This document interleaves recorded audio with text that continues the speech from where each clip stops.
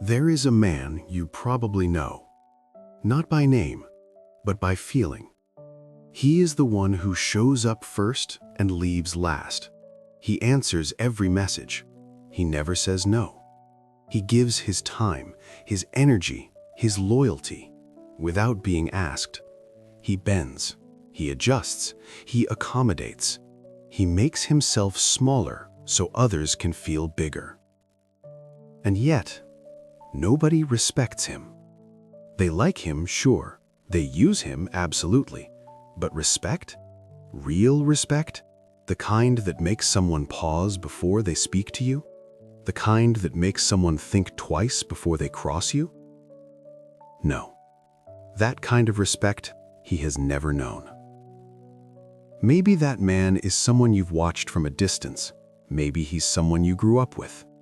Maybe he's you. And if that's the case, this is not a judgment. This is a mirror. Because the question that should keep you awake at night is not, why don't they respect me? The real question is, what did I do or fail to do that made me easy to disrespect? That's a harder question, a Stoic question, and it has an answer. Marcus Aurelius wrote in his private journal, words never meant to be published, never meant to impress. He wrote, "You have power over your mind, not outside events. Realize this, and you will find strength." He didn't say, beg for strength. He didn't say, wait for others to give you strength. He said, realize it. It's already there. It's already yours. But most people spend their entire lives waiting for someone else to confirm their worth. Waiting for the call, waiting for the apology, waiting for someone to finally see them. And in that waiting, they shrink. Stoicism is not a philosophy of coldness. It is not a teaching that says, feel nothing. It is a philosophy of clarity. It says, see things as they are, not as you wish they were, and then act accordingly, with dignity, with discipline, with an unshakable sense of self. The Stoics understood something that modern psychology is only now beginning to confirm. Desperation is visible. Neediness has a scent. And people, consciously or not, respond to it. When you need someone too much, they feel it, and something in them shifts. Not always maliciously. Sometimes it's just human nature. The thing you chase retreats. The thing you cling to suffocates. The thing you fear losing, you lose. Let's talk about respect, what it actually is. Respect is not admiration. Admiration is what you feel for someone from a distance. Respect is what you feel for someone up close, when you realize they have lines they will not cross, standards they will not abandon, a self they will not betray. You can admire someone who is endlessly agreeable, but you cannot truly respect them, because somewhere inside you, you know they would agree with anyone. They would bend for anyone. Their kindness is not a choice, it is a compulsion. And compulsion is weakness. Dressed up in politeness maybe, but weakness nonetheless. Real kindness is powerful precisely because it is chosen. When a person who could walk away chooses to stay, that means something. When a person who could say no chooses to say yes, that lands differently. When someone who has options still gives you their time, you feel it. But when someone gives you everything because they're afraid of what happens if they don't, you feel that too. And it doesn't inspire gratitude. It inspires contempt. Quiet maybe, unspoken often, but contempt. This is one of the uncomfortable truths that Stoicism demands we face. Epictetus was a slave, literally. He had no freedom of movement, no political power, no wealth, no status. And yet, he became one of the most respected thinkers in the ancient world. Not after he was freed. while he was still enslaved. Why? Because he understood something his masters didn't. He understood that there is a part of you that cannot be owned, a part that cannot be chained, a part that says, you can control my body, you can control my circumstances, but you cannot make me lose myself. That internal sovereignty, that refusal to be mentally enslaved even while physically enslaved, is what made Epictetus extraordinary. That is what made people listen to him. Not his title, not his possessions, his unbreakable relationship with himself. And here is the lesson. Respect follows that quality. Wherever it appears, in a slave, in a king, in a quiet person sitting in the corner of a room, respect follows the person who cannot be moved from themselves. Now let me ask you something personal. When was the last time you said yes and meant no? When was the last time you stayed in a conversation that drained you because you were afraid of what they'd think if you left? When was the last time you apologized for something that was not your fault? When was the last time you made yourself available at midnight, not because you wanted to, but because you were afraid of seeming cold? These are not small things. These are the daily surrenders that add up to a life of being taken for granted. Every time you say yes when you mean no, you teach someone that your words don't mean anything. Every time you tolerate what you said you wouldn't tolerate, you teach someone that your boundaries are decorations, not walls. Every time you come back after saying, "I'm done," you teach someone that your done doesn't mean done. And slowly, without either of you fully realizing it, you become someone they manage, not someone they respect. The Stoics had a concept they called the reserve clause. It was the practice of acting with full commitment, but always with an internal acknowledgement that things may not go as planned. You pursue the goal, but you are not destroyed if the goal is not reached. You love the person, but you are not annihilated if they leave. This is not emotional distance, this is emotional freedom. And this freedom, this internal knowledge that you will be okay no matter what happens, this is precisely what makes you magnetic. Not in a manipulative way, not as a tactic, as a truth. Because when someone senses that you genuinely don't need them to survive, they want to be chosen by you. When they realize your presence is a gift and not a compulsion, they treat it like one. This is the paradox of respect. The less you need it from any specific person, the more of it you receive from people in general. Let's be honest about something. Some of you are in situations right now where someone close to you does not respect you. A friend who takes your calls only when convenient. A partner who treats your feelings like suggestions. A colleague who talks over you in meetings. A family member who never shows up but always has an opinion. And you have been patient. You have been understanding. You have made excuses for them. You've told yourself, they're going through something. They don't mean it. It'll get better. And maybe some of that is true. But ask yourself honestly, has it gotten better? Or has your tolerance trained them to expect more of the same? This is not a call to become cold or vindictive. The Stoic response is never revenge. It is never cruelty. It is something far more powerful and far more difficult. It is the indifference to their reaction combined with clarity about your own standard. Seneca wrote, "Omnia aliena sunt, tempus tantum nostrum est." Everything else is foreign to us. Only time is truly ours. Your time is the most valuable thing you have. Not your money, not your intelligence, not your beauty. Your time.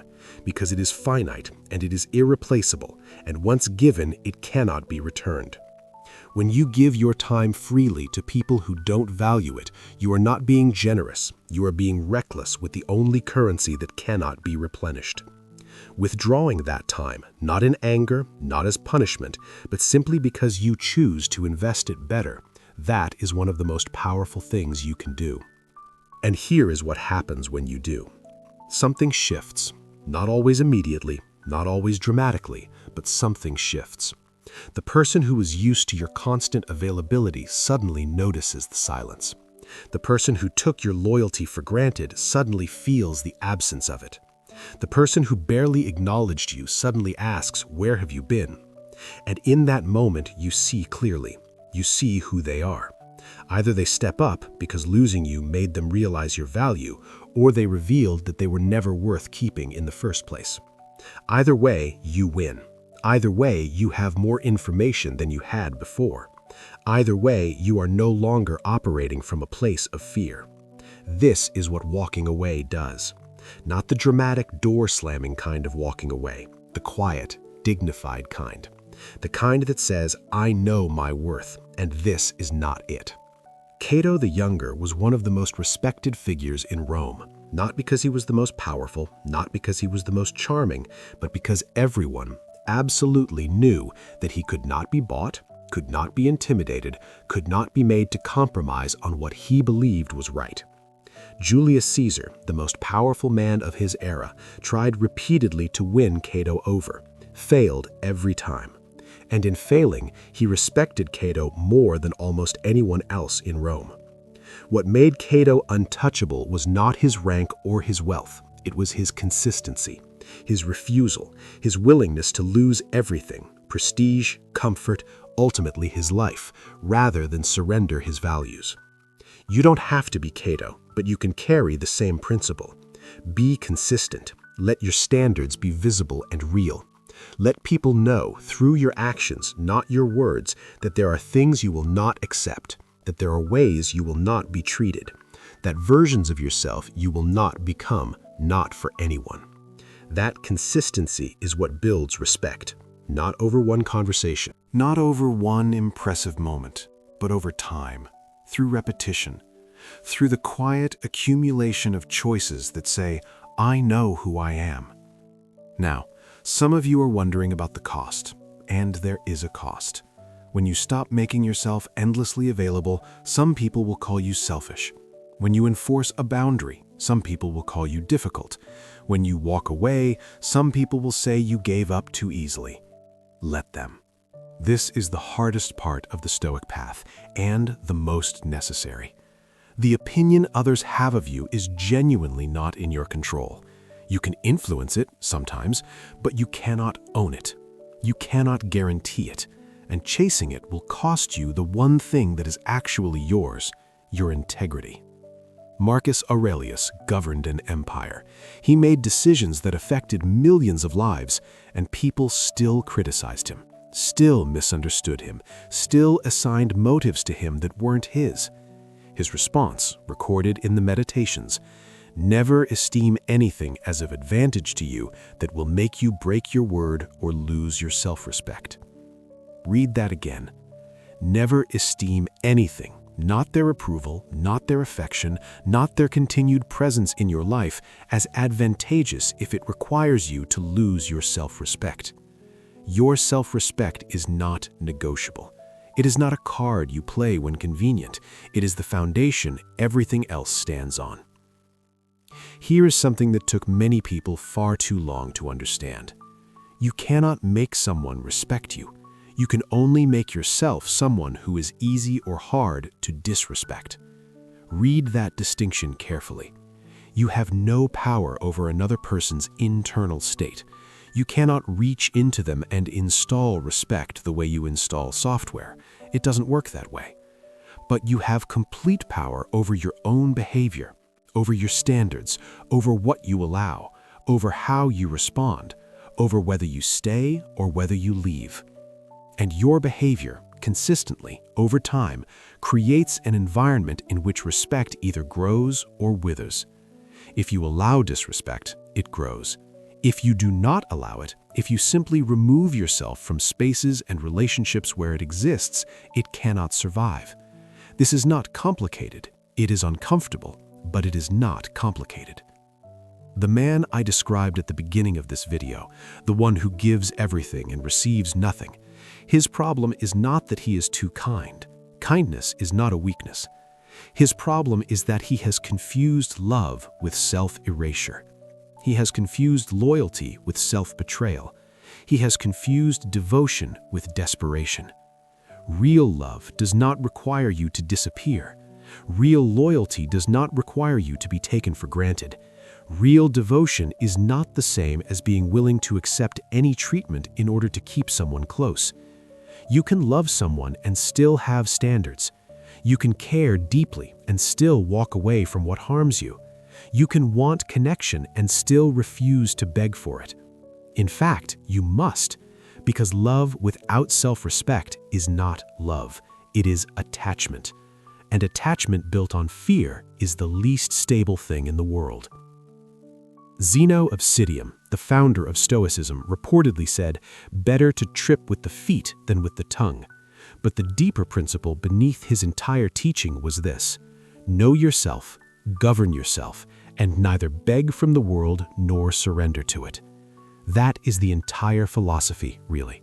Know yourself, govern yourself, neither beg nor surrender. Know what you value, know what you will not tolerate, know where your line is, and govern your actions accordingly, not reactively, not emotionally, but with clear, sustained intention. And then release. Release the outcome. Release the need for them to understand. Release the fantasy that if you just explain it correctly, they will finally see you. Some people will never see you. That is their limitation, not yours. Your job is not to make everyone see your value. Your job is to actually have value to yourself first, and to stop spending your life trying to prove it to those who are unwilling to recognize it. Let me close with this. There is a moment, some of you have already had it, some of you are approaching it, where you stop performing, where you stop shrinking, where you stop adjusting your volume to make others comfortable, where you stop apologizing for your presence. That moment is terrifying because it requires you to accept a possibility that some people in your life were only there because you were easy. And if you become someone with standards, someone who cannot be taken for granted, someone who will leave when the time comes, they will leave first. Good. Let them. What remains after that moment, the people who stay, the relationships that survive your becoming, those are real. Those are built on something that can last. And more importantly, you will have remained, yourself, intact, whole. Seneca wrote near the end of his life, "It is not that I am brave. It is that I know what matters, and I refuse to waste what little time I have on what does not." You have a finite number of days. You have a finite amount of energy. You have one life, one self, one chance to spend it with intention. Spend it on what matters. Spend it on who is worthy. And for everyone else, wish them well from a distance. Because respect begins where desperation ends. And if someone only sees your value when you're gone, they never saw it at all.